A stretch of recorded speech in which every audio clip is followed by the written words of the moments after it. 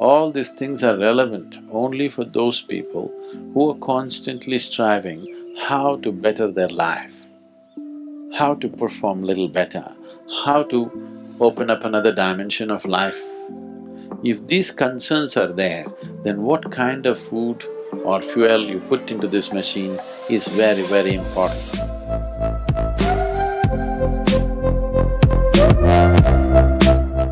In the yogic culture, we classify foods into three categories: positive pranic food, negative pranic food and zero pranic food. Positive prana means it adds a certain pranic energy to the system when you consume. Negative prana takes away energy from the system. Zero neither adds nor takes away, it's eaten for taste and lethargy. So, if you eat positive pranic food, energy will reverberate in a dynamic way. Particularly, some of the things were very, very positive are the ash god.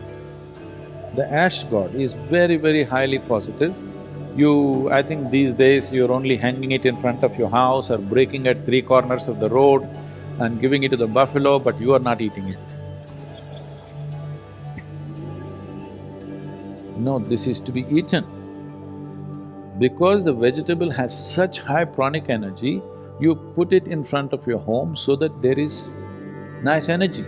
But if there is so much energy to it, isn't it good to put it into you? It's good to put it into you, especially if you consume… There are many experiments on this. If you consume a glass of ash god juice every day, the number of cancerous cells in your body will dramatically come down. And you will see clearly the sharpness of your intellect will enhance itself. Especially children must drink ash god juice. Daily consumption of ash god, you will see distinctly your mind seems to be clearer and sharper.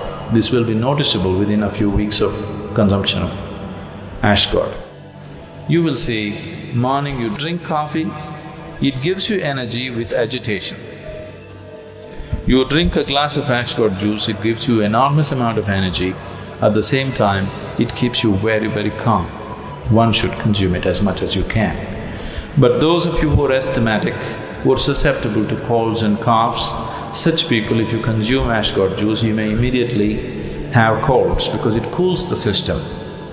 So if such a problem is there, such people should always add a little bit of honey or pepper to ash god juice and consume it. This will neutralize the cooling effect of the ash god to some extent. Honey is one of the best things that you can consume. Psychological stability, physical well-being, vitality, all these things can be greatly enhanced simply consuming daily honey.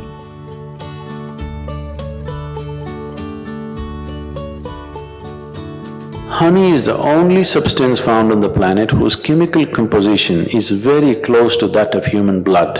If you change a few things, it's almost like blood.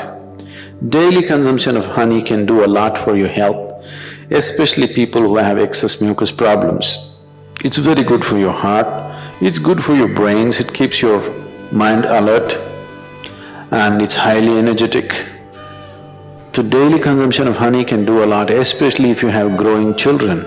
They must consume honey on a daily basis. It'll do a lot for the development of their intelligence and everything, even the ash god. Ash god and honey together will make a wonderful diet for children in terms of enhancing their intellectual capabilities. It has everything to sustain you.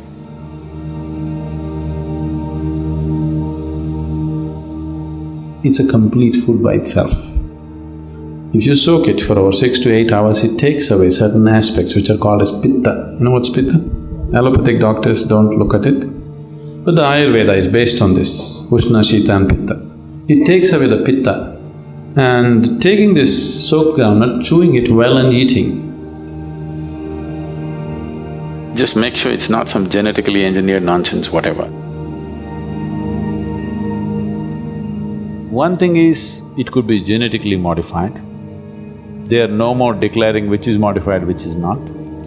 Another thing is, you're pumping in fertilizers and pesticides to such an extent, the groundnut is no more a groundnut. Just make sure it's a more organic thing.